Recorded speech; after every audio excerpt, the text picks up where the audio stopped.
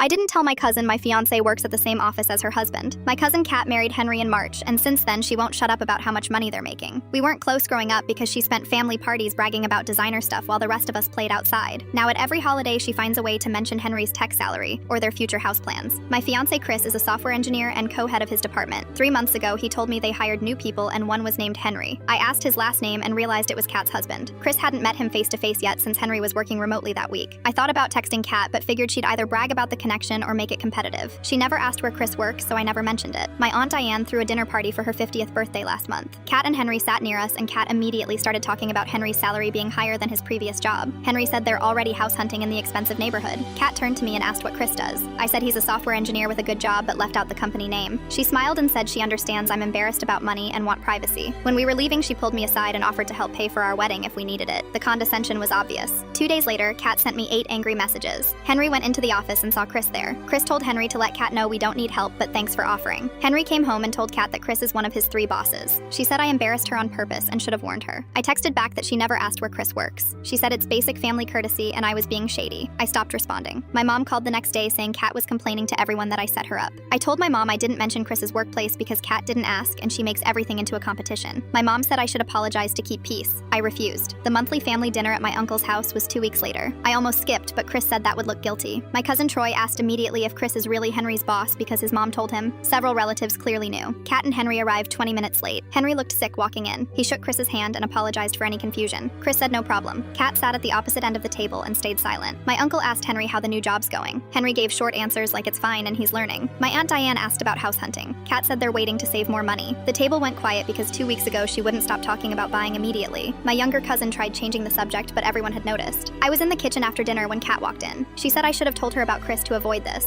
I said she should have asked instead of assuming we're broke. She said I knew what I was doing. I told her every time she learns something about someone she turns it into a chance to brag. She said that's not true. I pointed out that at Diane's party she heard Chris is an engineer and immediately made it about Henry's higher salary. She called me jealous. I laughed and said I'm not jealous. I just don't want to deal with her constant one-upping. She left looking like she might cry. Henry found me minutes later and apologized. He said Kat feels stupid and his coworkers are making jokes about the family connection. Kat's worried it'll hurt his reputation. I felt bad for Henry because he's just a normal guy in an awkward spot. I told him Chris doesn't treat him differently and people will forget soon. He thanked me. The next family gathering was my grandma's birthday 3 weeks later. Kat and Henry showed up, but Kat looked miserable the whole time. When people asked Henry about work, he kept answers super brief. My Aunt Rachel asked Kat how wedding planning is going for us and if we need vendor recommendations. Kat said she's sure we have it handled. It was the first time I'd ever heard her not jump at a chance to talk about her own wedding or offer advice nobody asked for.